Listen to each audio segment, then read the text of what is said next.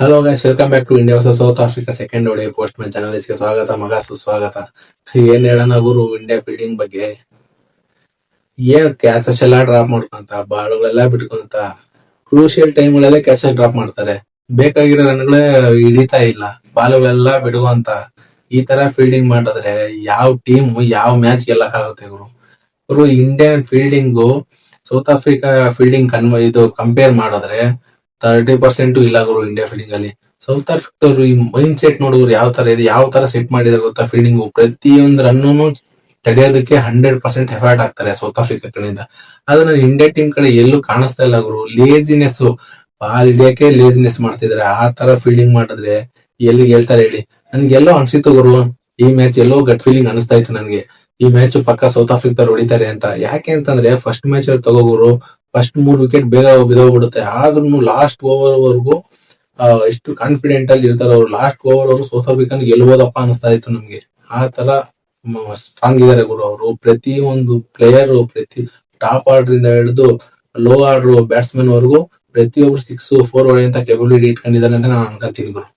ಇನ್ನ first innings ಇಂದ ಬರೋದಾದ್ರೆ ವಿರಾಟ್ ಕೊಹ್ಲಿ ಅವರು 100 ಹೊಡಿತಾರೆ, ಮತ್ತೆ ಬ್ಯಾಕ್ ಟು ಬ್ಯಾಕ್ 100 ಹೊಡಿತಾರೆ. ಅವ್ರು ಅಷ್ಟು ಕನ್ಸಿಸ್ಟೆಂಟ್ ಓಡಿ ಫಾರ್ಮೆಟ್ ನಾನು ಎಲ್ಲೂ ನೋಡಿಲ್ಲ ಗುರು. ಇನ್ನ ನೆಕ್ಸ್ಟ್ ಋತುರಾಜ್ ಗಾಯಕ್ವಾಡ್ ಫಸ್ಟ್ ನೇ 100 ಹೊಡಿತಾರೆ. ವಿರಾಟ್ ಕೊಹ್ಲಿ ಮತ್ತೆ ಋತುರಾಜ್ ಗಾಯಕ್ವಾಡ್ 195 ಇಬ್ರು ಪಾರ್ಟ್ನರ್ಶಿಪ್ ಸಖತ್ತಾಗಿ ರನ್ ಬಿಲ್ಡ್ ಮಾಡ್ಕೊಂಡು ಹೋಗ್ತಾ ಇರ್ತಾರೆ. ಅವ್ರು ಒನ್ಸ್ ಅಪಾನ್ ಟೈಮ್ ಅಲ್ಲಿ ನನಗೆ ಅನ್ಸಿದ್ದು ಇವ್ರಿಬ್ರು ಆಡ್ತಾರೆ ನೋಡ್ರೆ 400 ರನ್ ಹೊಡಿತಾರೆ ಅಂತ ನಾನು ಅನ್ಕೊಂತೀನಿ ಮಗ. ಆಮೇಲೆ ಲಾಸ್ಟ್ 10 overs ಗಿಂತ ಬರೋದಾದ್ರೆ ಲಾಸ್ಟ್ 10 overs ಅಲ್ಲಿ ಗುರು 65 ಇಂದ 70 ರನ್ ಹೊಡಿತಾರೆ ಮಗ. ಆದ್ರೆ ಇನ್ನು ಸ್ವಲ್ಪ ಜಾಸ್ತಿನೇ ಹೊಡಿಬಹುದಾಗಿದೆ ಅಂತ ನಾನು ಅನ್ಕೊಂತೀನಿ. ಯಾಕೆ ಅಂತಂದ್ರೆ KL ರಾಹುಲ್ ಸಖತ್ತಾಗಿ ಆಡ್ತಾ ಇರ್ತಾರೆ. ಆದ್ರೆ ಈಗ ಒಂದ್ ಕಡೆಯಿಂದ ಜಡೇಜಾ ಬಾಲ್ ವೇಸ್ಟ್ ಮಾಡ್ತಾ ಇರ್ತಾರೆ. ಇದೇ ನಮ್ ಮೈನಸ್ ಆಯ್ತು ಅಂತ ಅನ್ಸುತ್ತೆ. ಎಲ್ಲೋ ಒಂದ್ ಕಡೆ ಒಂದು ಹತ್ತತ್ರ ಒಂದು 380 ಹತ್ತತ್ರ ಹೊಡೆದಿದ್ರೆ ಈ ಮ್ಯಾಚ್ ಇಂಡಿಯಾ ಗೆಲ್ಲಬಹುದಾಗಿತ್ತು ಅಂತ ನಾನು ಅನ್ಕೊಂತೀನಿ. ಇನ್ನು ಸೆಕೆಂಡ್ ಇನ್ನಿಂಗ್ಸ್ ಬರೋದಾದ್ರೆ ಮಾರ್ಕ್ರಮ್ ಅವರು 100 ಹೊಡಿತಾರೆ ಮಗ. ಯಾಕೆ ಅಂತಂದ್ರೆ 15 ರನ್ ಇದ್ದಾಗ ಮಾರ್ಕ್ರಮ್ ಅವ್ರದ್ದು ಒಂದು ಕ್ಯಾಚ್ ಡ್ರಾಪ್ ಮಾಡ್ತಾರೆ ಗುರು, ಯಶಸ್ವಿ ಜೈಸ್ವಾಲ್. ಇದೇ ಹೇಳ್ತಾ ಇರೋದು ನಾನು, ಫೀಲ್ಡಿಂಗ್ ಅಲ್ಲಿ 100% ಕೊಡ್ತಾ ಇಲ್ಲ ಇಂಡಿಯಾದವರು. ಇದರಿಂದನೇ ಮ್ಯಾಚ್ ಸೋಲ್ತಾ ಇದ್ದಾರೆ ಅಂತ ನಾನು ಹೇಳ್ತೀನಿ.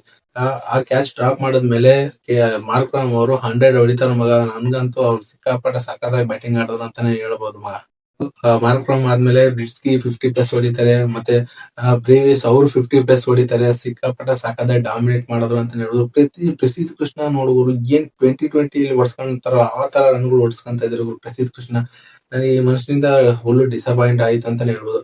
2 ವಿಕೆಟ್ ತೆಗ್ದಿರ ಇಲ್ಲ ಅಂತ ಹೇಳ್ತಾ ಇಲ್ಲ, ಆದ್ರೆ ಇಷ್ಟೊಂಥರ ಏನು 2020 ಹೊಡ್ಸ್ಕೊಳ್ಳಲ್ಲ ಗುರು. ಈ ತರ ರನ್ ಹೊಡ್ಸ್ಕೊಂಡ್ಬಿಟ್ರು. ಇವರಿಂದಾನೇ ಮೈನ್ ನಾನು ಹೇಳಿದೆ ಗುರು ಲಾಸ್ಟ್ ವಿಡಿಯೋದಲ್ಲೇ, ಪ್ರಸಿದ್ಧ ಕೃಷ್ಣ ಬದಲು ನಿತೀಶ್ ಕುಮಾರ್ ರೆಡ್ಡಿ ಹಾಕೊಂಡ್ರೆ ಇನ್ನೂ ಸ್ವಲ್ಪ ಬ್ಯಾಟಿಂಗ್ ಸ್ಟ್ರಾಂಗ್ ಆಗುತ್ತೆ ಅಂತಾನೆ ನಾನು ಹೇಳಿದ್ದೆ ಲಾಸ್ಟ್ ಮ್ಯಾಚ್ ಅಲ್ಲಿ.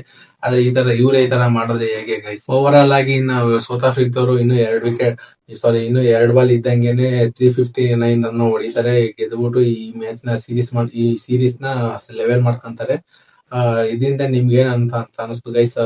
ಇಂಡಿಯಾ ಫೀಲ್ಡಿಂಗ್ ಬಗ್ಗೆ ಹೇಳದ ಅಥವಾ ಬೌಲಿಂಗ್ ಬಗ್ಗೆ ಹೇಳದ, ಯಾವ ಬಗ್ಗೆ ಹೇಳೋದು, ಯಾವ್ದು ರಿಕವರ್ ಮಾಡ್ಕೊಂಡ್ರೆ ಮುಂದಿನ ಮ್ಯಾಚ್ ಗೆಲ್ಲೋದಕ್ಕೆ ಚಾನ್ಸ್ ಇದೆ ಅಂತ ನೀವೇ ಈ ವಿಡಿಯೋಗೆ ಒಂದು ಕಮೆಂಟ್ ಮಾಡಿ. Bye guys.